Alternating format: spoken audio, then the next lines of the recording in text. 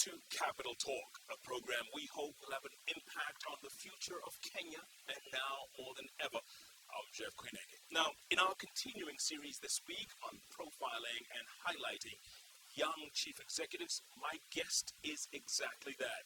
Although he looks more Bollywood than business, I wrote that myself. He's an amazing story. His family started out in the garment manufacturing business in Nyeri in the early 1970s.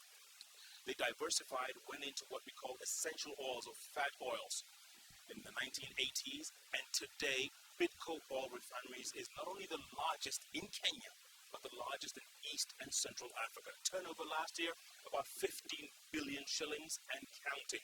He wants to diversify even further. He's exporting to 14 countries right now. He has a couple of dozen products on the market, and he says the future is bright, but there are obviously ways to go about doing business. My guest today is the Chief Executive of Bidco Oil Refineries, Mr. Vimal Shah.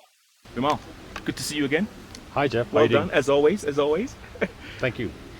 Let's quickly touch on post-election violent Kenya. Last time you and I spoke, there were issues. You were very, very concerned about the way the country was going. Now, 2 months since February, how are we looking, business-wise? I think we're looking brilliant. Serious opportunities have opened up. We've sorted out the government issues, so now we've got everybody's an all-inclusive government. The ingredients are all ready for a huge growth potential. And if we don't exploit that potential as a country, we might lose it. Essential oils, and I know you went into a business when the industry was saturated. There were huge products like Kimbo, which were unbeatable then, which you have since, and for lack of a better word, you swallowed up and is now part of Bidco. Is this the wave of the future? Edible oils plus fuel from oils? I think I'll just correct the word. It's not essential oils. Essential oils is something like perfumery job, perfumery works. But what we're into is an essential product, right? But yes, edible oils, fats and soaps, margarines, detergents. It's a fast-moving consumer goods, and it's an area where demand is inelastic in a way, and that's why we entered into that. The current debate going on around the world is food or fuel, right? Mm-hmm. But I say food and fuel, okay, both, because you've got the option to do both.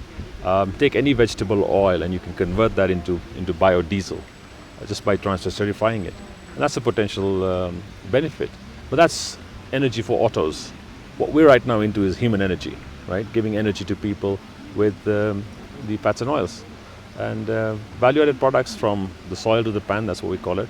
So I think it's a huge potential growth area. Africa as a whole is still import dependent. Our consumption is still low compared to the world. In figure terms, our consumption is still about 3 to 4 kilos per capita. As Africa, we've got 900 million people as a population. India as such is about 1.1 billion people, and the consumption is about 10 kilos per capita, whereas USA is about 48 kilos per capita. Europe itself is 42 kilos per capita consumption. Now tell me, do you see opportunity or do you see gloom? I ask you the question. Like you always keep telling me, it's not rocket science. Why aren't we exploiting that? I think private companies are exploiting that to a certain extent, but as such, we call it agribusiness and not converting agriculture just into agriculture products. Going the full value chain is something of a new concept, and I think our governments have not been proactive in this field. I like what our new Minister of Agriculture said, that agriculture must not remain agriculture, it must become agribusiness. Therefore, value add to all our products. Traditionally, look at our coffee, tea, all our products. We've never had value addition done locally. We only export our raw products, and somebody out there makes all the stockpile, right? This is one area we need to really focus on, and that's what I think this government is ready for. Time to really exploit the potential there. In your business, obviously, you're not waiting for the government.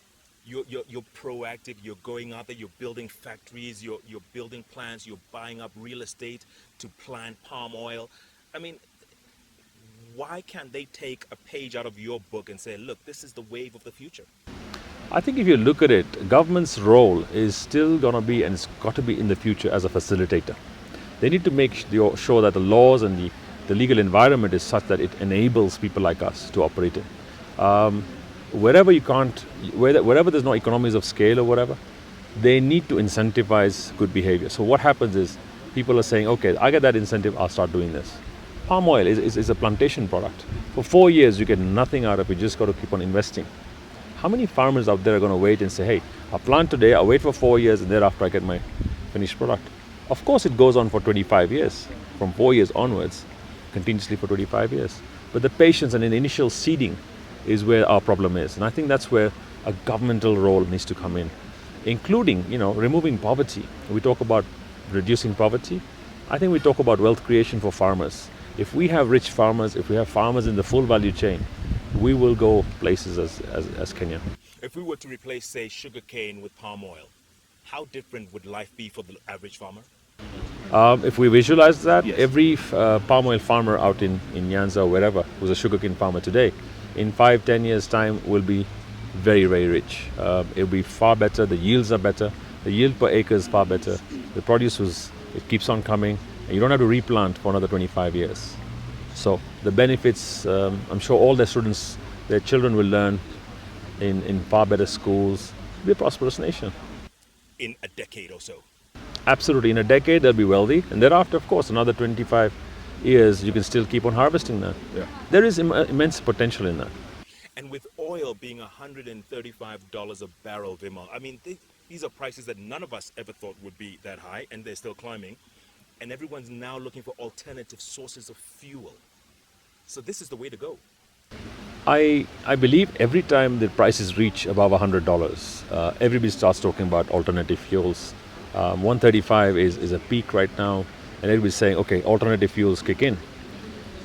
In 2 months' time, if the price goes to $60, all the alternative fuel discussions will be put on the backbencher. People will forget about it because there'll be no funding for it. Right now, it's an in thing because of the fuel prices. There's talk of the price going up to $150 to $200, right? But yet, let's look at the consumption on this side. Have you reduced your consumption? Have you stopped using cars? Have we changed our habits? Not yet. I think we haven't seen enough damage to our bottom line with the prices having gone up. At the same time, nobody in the world is immune from high prices. So if we talk about our competitiveness or relative competitiveness compared to any other country, it's still the same. Every other country, talk about India, China, Egypt, South Africa, they're still suffering from the same price hikes. Yes, the problem is our common man whose income is static. He has a problem, or she has a problem, because the disposable income is getting lesser. Okay, your amount that goes to fuel is XYZ. Cost of transport, cost of energy for industry, for manufacturing goes up, but then so does it for the whole world. So what's the bottom line, Vinma? Obviously, we haven't felt the pinch yet. Is that what you're saying? I'd measure it straight from your consumption. Have you started using a bicycle? Have you even thought of doing that? Look around Nairobi, the traffic jam still exists. And the Hummers are still on the streets. The amount of wastage we have on the streets is immense. Just traffic alone, 34 billion shillings. This morning our minister was telling us 34 billion shillings is being wasted every day, just by, every year, just by standstill traffics. Do you see how much we would save just by opening up our roads and sort of reducing the traffic? But no, consumption hasn't gone down. Speaking of consumption not going down, edible oils, that consumption isn't going down either. Well, it hasn't gone down that much because there's no substitute yet. But over the last 2-3 months, we've seen a dip in consumption in terms of a 5% degrowth. In Kenya, people can switch to boiled food, ugali and stuff like that, which is not fried. And your relative consumption of fats and oils, fried food, goes down. What about, like in the West, they have alternative oils, fat-free oils and light oils and stuff like that. That doesn't affect us here. I mean, we're not there yet. We're not that conscious, if you will. Jeff, fat-free oils, there's no fat-free oils. No such thing. any oil that they call about low fat, it's 50% water. The fat is still there. It's just water. It's water incorporated in, and that's an emulsion, okay? So it's not free of fat. But then what happens is per spoonful, your consumption of fat is reduced by 50%. Okay, so that's what happens. But ultimately, I think if you look at it, our consumption is far below the world requirements. FAO and WHO are saying you need to have 15 kilos per capita for a normal lifestyle for human beings. Where are we? 3 to 4. So we're below that line. So we don't have that problem of obesity as we have in the US, where it's pretty much obesity all along. Our people have a malnutrition problem.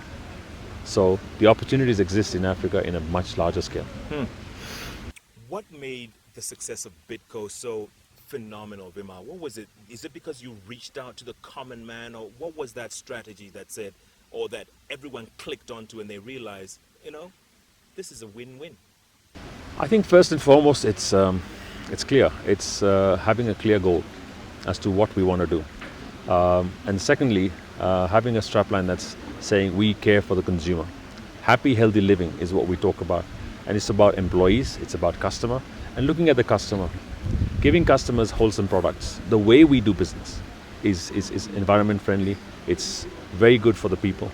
And we actually look at what the customer needs, not what we make. And we make products that the customer is looking for, in the package they're looking for, at the price point they're looking for, and therefore tailor our products for what they consume. You want to expand into Nigeria, West Africa at some point. Nigeria's population alone is more than all of East Africa. At the end of the day, is it all about the numbers? It's not about numbers only. What we believe in is wherever there are people and wherever they've got purchasing power, there is a market. Okay, consumption as we speak is going on. It's not that it's not going on, but it's being met by imports, or it's being met by other products coming from elsewhere. What we need to do is we need to do that in a competitive way. We need to meet the market demands in a competitive way with wholesome products. So whether it's East Africa or West Africa or South Africa or North Africa, our goal is to go all over with our products by branding, transforming, or distributing our products.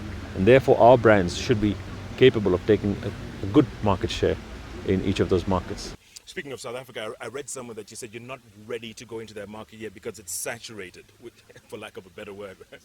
I think there's too many. If you look at the demand-supply equation, the demand is X and the supply is X plus 1. So the market is quite saturated, and therefore there's what you have inevitably is a price war.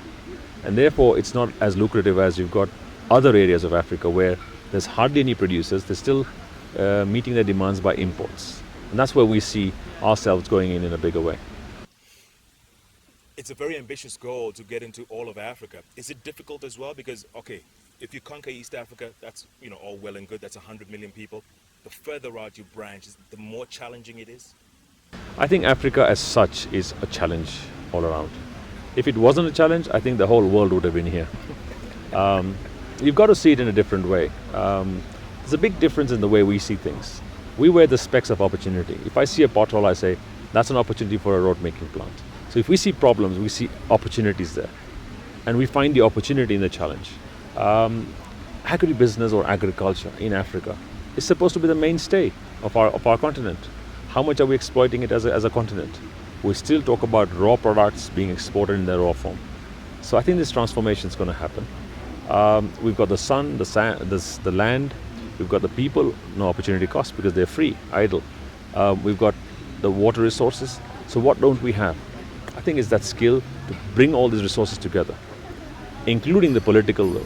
And I think the political will is now getting there to say, hey, we need to go into serious public-private partnerships where people get together and start sort of incubating such projects.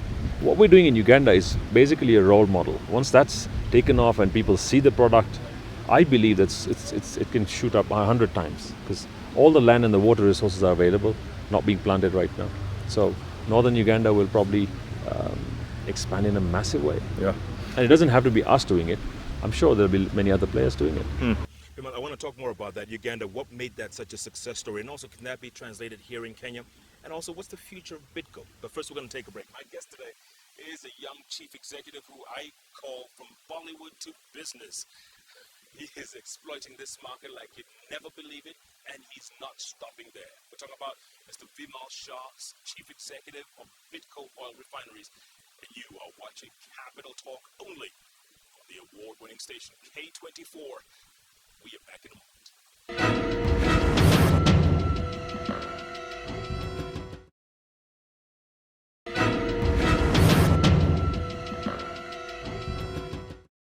Welcome back. My guest today, Chief Executive of Bidco Oil Refineries, Vimal Shah. So Vimal, what made you see that opportunity in Uganda and say, this is where we can exploit this, this is where we can build the template, if you will, for the rest of the region? I think at that point in time we were looking at doing the plantation business all over East Africa. And scanning the zone, we saw that Uganda had a project, a government project, that they were trying to look for people to participate in. It was a public-private partnership where they were asking for bids to do a plantation on an island. And we bid for that in 97. As soon as we bid for it, a few years later, we were told we didn't qualify. It was one of the local plantation guys who qualified. In year 2000, we were called in to say the guys who were asking for it did not move in, so we're the second best. And we got the award. We didn't want to do a 4,000 hectare project. We want to do a much larger project, and subsequently become a 30,000 hectare project. And that's why we said that's interesting. And of course the government was providing all the incentives and whatever makes it viable. So they actually rolled out tax holidays and stuff like that so that you can get a much longer investment horizon. A project like that breaks even after 10 to 12 years. So you got to have a very long-term perspective. And our perspective is long-term. I mean, I'm indigenous Kenyan, as you know, and we're going to be in Africa all our lives. We believe that Africa's potential needs to be exploited. Uganda was a perfect opportunity, time was ripe, and the government came in and said, we want to support this 100%. And we've done it, and we've got some foreign partners who are with us on that project, and it's becoming a very, very interesting project. Do you see that happening in Kenya, Vimal? Because obviously, like you said, government has to intervene and give those incentives just so that the business folks can say, you know what, they're on our side, they're not fighting us. It's possible. If Kenya wants to do it, it's not impossible. It's no rocket science. Uganda as a government, as a whole cabinet, as a whole parliament, it went through the parliament. They all said we're for it. There was no single objection. The same thing needs to happen in Kenya. If everybody wants to do it, it can be done. But what happens in Kenya today as we speak, there are no incentives for industry. There are no incentives given out to anyone because we still want to run and say we're more competitive. I think we need to focus on that. We must enhance our competitiveness. Wherever we need to attract clusters of industry, we need to put in the right incentives. That till today has not been done. And also PPPs, is that the way to go? Because it seems like if the incentives are there, then the foreign investors will come. I think investable capital is out there. There is enough capital looking for projects in Africa. As we speak today, there are many private equity funds, not debt lenders, but private equity firms are looking for investments in Africa. They need large chunks of business. They don't want to go for the small scale business because for them it's minimum 100, 200, 300 million dollars as an investment, and they're interested in that. We need to create our environment such that we've got economies of scale. Our markets are going to open up to 100 million people within the next 18 months. East Africa will become 100 million. COMESA is talking about opening up the whole region as 300, 400 million people market. That is opportunity. You will be able to have deal flow for large projects. We just need to prepare our ground. If we don't do this, our neighbors will do it. And we've got serious competition. If we don't start the ball rolling right now, we may lose out. So I think the message for our politicians, for our business people is invest fast, invest big time. And I think the sky is the limit. And also give incentives to business folks like you, because that's the only way to go. I think where necessary, where we see a growth industry, which one has potential, we don't need to give incentives for everything. I mean, if we try and become the electronics industry of the world, we won't be able, that's not a competitive advantage. If we try and become the biggest airline assembler, we can't do that. Our core competencies are in agribusiness, value-adding products, BPOs, ICT projects, huge amount of incentives. We could attract a lot of that and create employment, because those are where we will generate employment, bring prosperity to our people. Those sort of projects, I think incentives, whatever required, we should be doing it. Nigeria 30, 40 years ago was the largest palm oil producer in the world, until Malaysia went and took some products, however the story goes, took some plants back to Malaysia, grew them. 30 years later, Nigeria was importing from Malaysia. Isn't that a sad case? Story of Africa. We have all the resources, we have all the ingredients, but we don't tap the potential. Why not? I still don't understand. We've let other people exploit our resources. We've let other people do the entire extractive industry, the mining industry. It's all being extracted from Africa, South Africa, the whole lot. Petroleum. Who's getting the advantage? It's other people. I have no hang-ups about other people coming and extracting it, but I'm just saying we should realize that these resources are there to tap. Kenya, as such, we don't have any natural resource. But I think the regenerative businesses like plantations or whatever, it's very much possible. What keeps you going, Vimal? I mean, obviously, there's got to be so many frustrations and challenges in your everyday, but yet you're still growing, yet you haven't given up. You're still here. You're not going anywhere. What keeps someone like Vimal Shah and the group going? I say this openly. I think I'm born here, I'm going to die here. But at the same time, we need to build this place up. Passion for working, passion for, it's not the money. It's not the money anymore. I think it's the passion for the challenge to say, we can make a difference here. Going mad, make a difference. I think that helps a lot. Seeing every challenge as an opportunity for improvement. Self-improvement all the time. We keep changing ourselves all the time. And we keep on learning all our lives. In that manner, we've been able to keep the passion up and say, fine, this is a challenge, okay, how do we see the opportunity? Improve it. Kenya, Uganda, Tanzania, and all these other countries. Immense potential. Even right now, as we speak, a lot of budding entrepreneurs, I tell them right now, go in, expand your businesses, become bigger. But if you're in an industry that's in a sunset area where it's not going to be competitive anymore, get out of it. Another thing is tariff protection. If your industry only needs tariff protection or incentives to survive, it won't survive in the long run. The whole world is going to become a global village. Without any taxes or without any protection from government, you've got to have a sustainable business. In short, if you have a business where you're export competitive, you don't have to worry about imports flooding yourselves. Why do you have to worry about India and China when if you're competitive, you can start exporting to them? India and China are going to become the largest consumers in the world, with 400 million people joining the middle of the pyramid markets. They have huge consumption. They need food. They need everything else. So ultimately, look at them as an opportunity. And just wear the specs of opportunity. You'll see a difference. And that's how you go every day. That's how you Every think. day. A lot of for the last 3-4 decades in Africa, the biggest problem was leadership. It looks like we're slowly getting our act together there. Will that also help going forward if you have proper leadership that's focused as much as business is, then things will fall in place? I think I'm a big optimist there. I think our second tier, the Jeff Koinanges, and there's so many out there. I tell you, the second tier are absolutely ready. They have a clear global mindset. They want to do things, and I think we need to give them some leverage at the top. When you get to a certain age, you need to say, let me take an advisory role. Let me take a back end position. Let these youngsters come in and let them take over. And I tell you, the ideas we've got, the global thinking we've got, it's a huge human capital advantage that Kenya currently has. If we tap it right now and let them take leadership positions, fine, they make a few mistakes, allow them to make a few mistakes. If they repeat the mistakes, of course, knock them off. Right? But if they keep on learning from it and improve themselves, we're going to have a global human capital in no time. Kenyans across the world, I've met them in many countries. They're doing very well. They all want to come back, or they want to do something for the country. Let's give the opportunity. Vision 2030, are you still on course for Bidco? Absolutely, and I think we are there. We are looking at expanding in a few more countries very soon. I don't see that stopping. Whether it's a company held by the family itself or not, it will still prosper. Do you think growing up in small town Nyeri in the 70s with a garment manufacturing company, did you think 30 plus years later, you'd be sitting on the biggest edible oils manufacturing industry in the region? I mean, was that conceivable back then? It was conceived by my father. This vision is my father's. The name Bidco BD Shah comes from BD Shah. And actually, it's his vision that we're making it a reality. He dreamt big. He wanted to make it a big thing in terms of agribusiness. He owned a coffee farm in Thika. And that's why we're located in Thika right now. And he said clearly that this is my goal, want to be big in that business.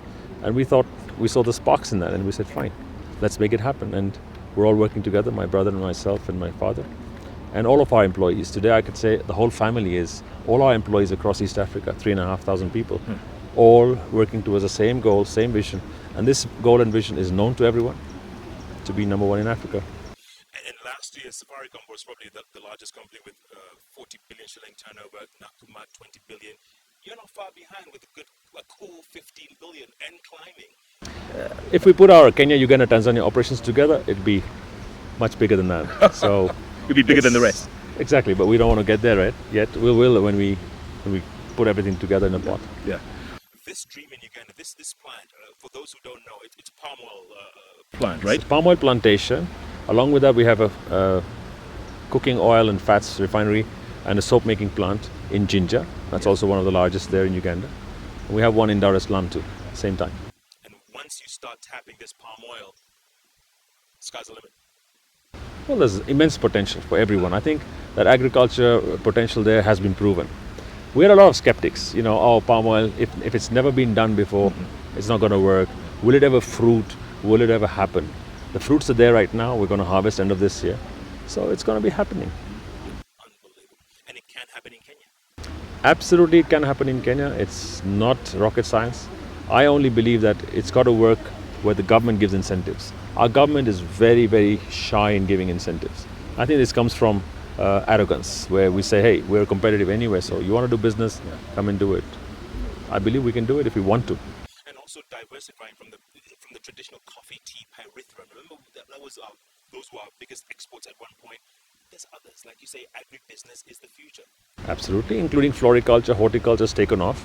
So there is nothing wrong in saying that agribusiness can give us a lot of mileage. At the same time, the telecoms industry and other industries, they need to work together. I'm not saying it's going to be only agriculture or agribusiness. But look at the BATs, look at breweries, they're all agribusiness. They're all converting from the soil to the mouth or whatever, It's happening. From the soil to the pan, who came up with that? Is that you? As a team, myself, my brother and my father together. And it works. It really works because it's the full value chain. The same thing now is being proven in every other industry. If you look at the tobacco industry, look at the brewery industry, look at the any other business that's going into this, the sugar. Sugar has gone into branding now, from the farming to the branded products distributed, right? Talk about any other products that's happening there. The full value chain is making business sense. Bottom line is Kenya on the up and up since what happened the first 3 months of the year? I think it's going to go up. I think right now what we've got is we've settled the issues. We haven't taken off yet. We're ripe to take off now. There's no more holding us back, no more chains that are saying, hey, nothing can work. We're set there.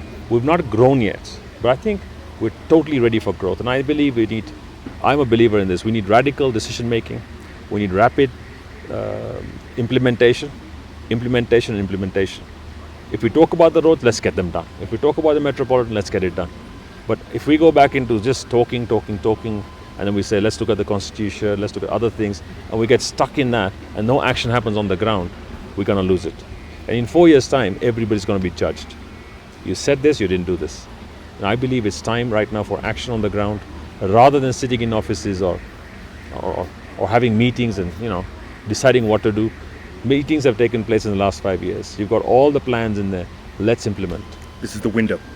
This is a window of opportunity, and it's not going to be long. It's only 4 years. If we don't start implementing now, Kenyans are watching. Vimal Shah, thanks so much for your time. Thanks, Jeff. Well done and good Always luck. a pleasure. You heard it there from my guest today, the Chief Executive of Bidco, Vimal Shah. He says it's time to stop talking the talk and start walking the walk. Because moving forward, we need to implement, and the window of opportunity is fast closing. This is the moment. This is the time to start moving forward to the future of Kenya. You have been watching Capital Talk only on the award-winning station K24, where we are all Kenyan all the time.